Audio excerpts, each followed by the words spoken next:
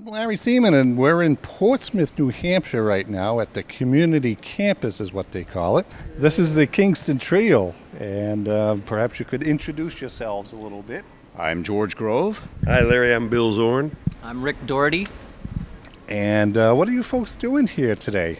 Anybody want a question? Well, we are here in New Hampshire for several days, filming with our dear friend Brownie MacIntosh, who is a songwriter of note, pun intended. And we are filming a video of several children's songs which are didactic in nature. They teach children to be a little bit more aware of their health. What do you do when you have the flu? How do you sneeze properly? Right. What sort of foods should you eat? Look to the nutrition label. So that's what we're doing. Talk a little bit about the Kingston Trio. I mean, it has quite a history. Am I not right about that? It's been around for, it'll be a 53-year-old entity in June next month. And we all have a pretty long history with the group. In the early 70s, Bill was a part of the group for several years, and he had stated that he wanted to go to England to perform with his brother. And when he did that, I joined the group in 1976. And when Bob Shane retired about 7 years ago, that's when Bill came into the group, came back into the group. And Only a two-timer. Yeah. I must have done something real wrong in between. And they took him back.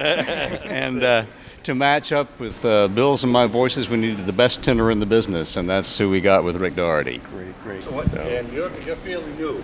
Yeah, I'm the new kid on the block, very definitely. I've only been here about 5 years. But you've all had big background before this, like this. Well, yeah, I was in the Limelighters for 13 years, and half of that was with Bill at the end there.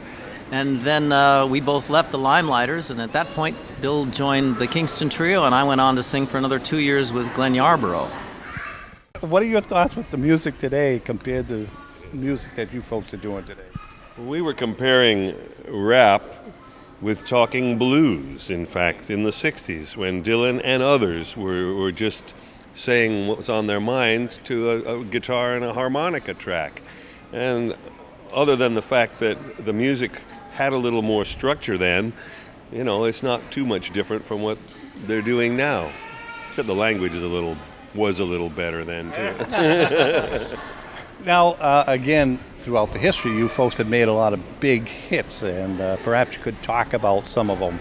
It was the first group where the albums became gold. It wasn't just the singles. So there weren't that many singles. Scotch and Soda, Tom Dooley. Greenback Dollar, Dollar, Reverend Mr. Black. As a matter of fact, those are the things that we were talking about. Right. 7 gold albums. Not only does it tell a story, but there's a little philosophy in folk music. There's something basic about people and the relationship with folk music. So I want to thank you folks, and Pleasure.